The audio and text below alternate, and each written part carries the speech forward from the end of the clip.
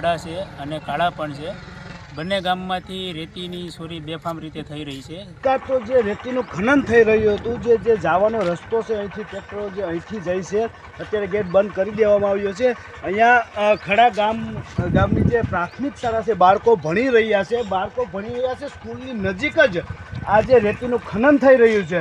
ઉના તાલુકાના દાંડી ગામે ગેરકાયદેસર રીતે ચોરીના ટ્રેક્ટરોનો ત્રાસ, ગ્રામજનોમાં ઉગ્ર આક્રોશ, કાર્યવાહી ન થાય તો આંદોલનની ચીમકી।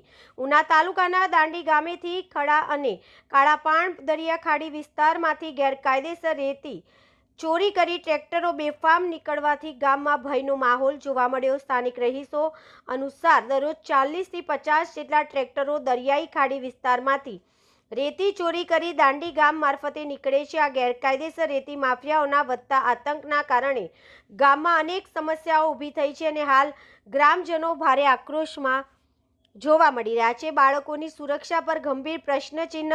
દાંડી ગામમાં આંગણવાડી અને પ્રાથમિક શાળાનું સ્થાન રોડ નજીક હોવાથી બેફામ ગતિએ દોડતા ટ્રેક્ટરો બાળકો માટે મોટા જોખમનું કારણ બન્યા છે। દારૂ પીધેલા ડ્રાઈવરો બેફામ ગતિ, રાતભર ધમાલ। સ્થાનિકોના આક્ષેપ મુજબ ઘણા ટ્રેક્ટર ચાલકો દારૂના નશામાં વાહન ચલાવે છે, જેના કારણે ગંભીર અકસ્માતની પૂરી શક્યતા રહે છે। આખી રાત ટ્રેક્ટરોની અવરજવર ચાલતી રહે છે, જેના કારણે ગ્રામજનોને રાત્રે ઊંઘ પણ નથી આવતી। વિકાસના કામો અટવાયા, ટ્રેક્ટરોનો અવરોધ। ટ્રેક્ટરો દ્વારા રસ્તા પર બારાબાર થતા અવરોધના કારણે ગામના વિકાસમાં કામોમાં મોટા પ્રમાણમાં વિલંબ થઈ રહ્યો છે। લોકોએ સ્પષ્ટપણે આક્ષેપ કર્યો છે કે રેતી માફિયાઓના નફામાં ગામનું ભવિષ્ય દાવ પર મૂકી દેવામાં આવ્યું છે। રજૂઆતો તો છતાં કોઈ કાર્યવાહી નહીં, હવે ઉગ્ર આંદોલનની ચીમકી।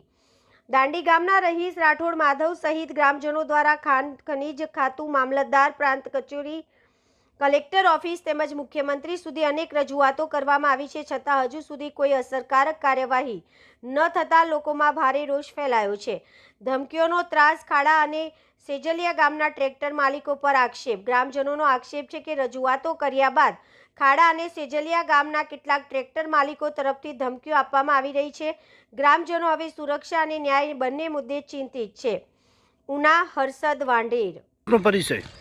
મારું નામ છે મજીઠિયા કાળુભાઈ। હું પૂર્વ સરપંચ અને હાલ સરપંચ પ્રતિનિધિ તરીકે કામ કરી રહ્યો છું। અમારા ગામના વિસ્તારમાંથી બાજુનું ગામ ખડા છે અને કાળા પણ છે। બંને ગામમાંથી રેતીની ચોરી બેફામ રીતે થઈ રહી છે, જેના કારણે અમારા ગામના એક યુવાને અરજી કરેલી હતી, જે અરજીના સંદર્ભે અમે વારંવાર રજૂઆત મામલતદાર સાહેબને રૂબરૂ પણ મળ્યા હતા કે સાહેબ આ વહેલી તકે બંધ કરાવો। એનું કારણ એ છે જેના કારણે અમારા ગામમાં અત્યારે મોટા રેતીના સ્ટોક કરેલા છે અમારા ગામની સીમમાં। રેતી બાબતે અમે ઘણી વખત રજૂઆત કરી હતી, અત્યાર સુધી તંત્ર કોઈ રેતી બંધ કરી શક્યું નથી। રોડ ઉપર અત્યારે રાતના 8 વાગ્યાથી લઈ અને સવારના 7 વાગ્યા સુધી બેફામ ટ્રેક્ટરો ચાલી રહ્યા છે, જે ઓવરલોડ ટ્રેક્ટરો ભરીને જાય છે, જેના કારણે આજુબાજુના વિસ્તારના ઘણા લોકોના રાતના મને ફોન આવે છે કે સરપંચ તમે આ રેતી બંધ કરાવો, અમારા ઘરને છોકરા સૂતા પણ નથી। ટ્રેક્ટરોવાળા બેફામ રીતે ટેપ ફૂલ ચાલુ હોય અને બેફામ રીતે ટ્રેક્ટર ચલાવે છે, જેના કારણે લોકોને ભારે નુકસાન થઈ રહ્યું છે। મારું નામ રાઠોડ માધવ છે, હું દાંડી ગામમાં રહું છું। બરાબર મધુભાઈ, તમે રેતી બાબતે અરજી કરી છે, જે રેતીના ટ્રેક્ટરો નીકળે છે, એ બાબતે શું કહેશો? અમારા ગામમાં છે ને તે રાતના 9થી સવારના 8-9 વાગ્યા સુધી લગભગ 35-40 ટ્રેક્ટર વટે છે, બરાબર, જે બેફામ રીતે દોડાવે છે। એમાં કોઈમાં નંબર પ્લેટ પણ હોય નહીં અને દારૂ પણ પીધેલા હોય, જેથી અમારે છોકરાને નાના હોય રોડ ઉપર તો કદાચ ને એને કસડાવવાનો ભય રહેશે। અને અમે પંચાયત દ્વારા જે કામ કરાવીએ ગટરનું ને એ બધું રોડમાંથી નીકળે તો એ પણ અવારનવાર તોડી નાખે છે, જેથી અમારે ગામને પણ વિકાસમાં નુકસાની થાય। અને મેં આ અરજી છે ને આપણે મામલતદારમાં કેટલા વાર 2-3 વાર કરેલી છે, પછી જિલ્લામાં આપણે કલેક્ટરને અરજી કરેલી છે અને પોલીસ સ્ટેશનમાં પણ મેં ઈમેલ દ્વારા ને કર્યું હતું અને નિવેદનને આપ્યું, પણ એનું કંઈ કામ થતું નથી રેતી, કેમ કે હજી આ 2 મહિના મારે થઈ ગયા અરજીને, પણ હજી ચાલુ જ છે। તંત્ર આવે છે કે નથી આવતું? હજી સુધી મારું નિવેદન કે કંઈ લીધું નથી, બરાબર। એકવાર મેં SP ઓફિસમાં અરજી કરી હતી, એનું એકવાર નિવેદન આપ્યું, બીજું કંઈ આવ્યું નથી હજી। હાલ પણ અમારી આજુબાજુના વિસ્તારમાં મોટા મોટા રેતીના ઢગલા કર્યા છે, જે મેં મારી અરજીમાં પણ જાણ કરેલી છે કે ભાઈ અમારી આજુબાજુના વિસ્તારમાં રેતીના મોટા મોટા ઢગલા કરેલા છે, તો પણ તંત્ર હજી આવ્યું નથી. આ રેતી લાવવામાં ક્યાંથી આવે છે? આપણે ઉના તાલુકાનું ખડા ગામ છે ને એના દરિયાકાંઠેથી લાવે, અને મેં અરજીમાં લખેલું જ છે કે એમાં કાચબાનું નુકસાન થાય છે. આ જે મેં અરજી કરી બરાબર, તો એમાં મને જે 2 ગામના ખડા અને સેંજળિયાવાળાના જે ટેટકરું ચાલે ને એ લોકોના ફોન આવે અને ધમકી આપે જ કે મારશું ને કસડી દેશું ને એવી રીતનું કહે છે. જીણાભાઈ રાજાભાઈ સિયા. જીણાભાઈ, શું પ્રોબ્લેમ છે? રાતના ટ્રેક્ટરો આવે છે તો એ અમારા ફળિયામાં જારી મૂકેલી છે સર, પછી એને રોડ નવો અમને બનાવી દીધો તો એ બધું તોડી નાખે છે, તો એનું શું કરવું? મારું નામ વેલજીભાઈ બાંભણિયા દાંડી.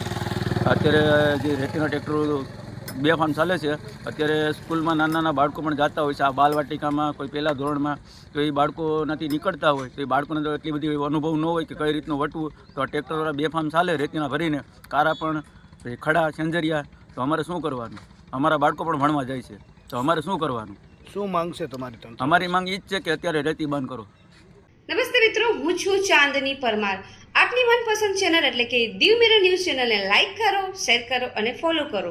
અને હા, તેમાં દરરોજ તાજા સમાચાર જોવાનું ભૂલશો નહીં. નમસ્કાર દર્શક મિત્રો, હું છું પાયલ બાંભણિયા. આજના મુખ્ય સમાચાર દેશ વિદેશ ગુજરાત રાજ્યના તાજા બ્રેકિંગ સમાચાર નિહાળો દીવ મિરર ન્યૂઝ ચેનલ પર દરરોજ રેગ્યુલર. હાય, હું છું ક્રુઝિન સિંઘાનિયા. આપની આસપાસના સત્ય સમાચાર જાણવા માટે જોતા રહો દીવ મિરર ન્યૂઝ. અને હા, લાઈક અને સબસ્ક્રાઇબ કરવાનું ભૂલતા નહીં. Thank you. નમસ્કાર મિત્રો, હું ફિરોઝ ઈરાની. આજે તમને એક નવી વાત કરવા આવ્યો છું. દીવ મિરર ન્યૂઝ જોતા રહો, સબસ્ક્રાઇબ કરવાનું ભૂલતા નહીં અને શેર કરવાનું પણ ભૂલતા નહીં. સત્યની સાથે જોડાતા રહો. નમસ્તે મિત્રો, હું છું ચાંદની પરમાર. આપની મનપસંદ ચેનલ એટલે કે દીવ મિરર ન્યૂઝ ચેનલને લાઈક કરો, શેર કરો અને ફોલો કરો. અને હા, તેમાં દરરોજ તાજા સમાચાર જોવાનું ભૂલશો નહીં.